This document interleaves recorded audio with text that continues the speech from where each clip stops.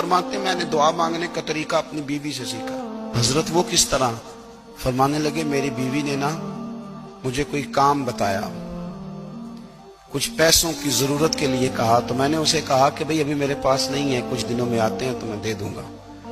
عورتوں کی عادت ہوتی ہے وہ بار بار یاد کراتی ہیں۔ 2-4 دنوں کے بعد پھر اس نے کہا حضرت وہ میں نے کہا تھا کچھ پیسے، میں نے اسے کہا کہ ابھی میرے پاس نہیں ہے، کچھ دنوں میں ملتے ہیں تو میں تمہیں دے دوں گا۔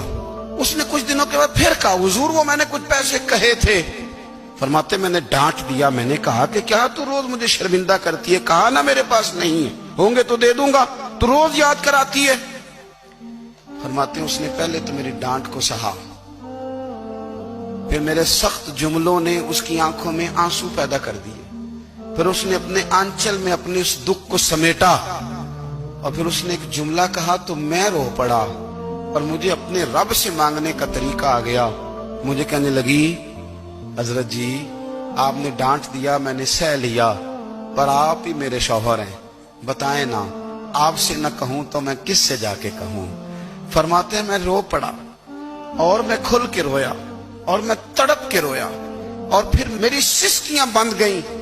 تو مجھے کہنے لگی آپ کو کیا ہوا؟ میں نے کہا مجھے بھی دعا مانگنی آ گئی ہے۔ جب میں اسے کہوں گا نا اللہ تو ہی میرا رب ہے، میں تجھ سے نہ کہوں تو میں کس سے جا کے کہوں؟ میں کیوں کسی بندے سے سوال کروں؟ میں کیوں کسی دنیا دار سے کہوں؟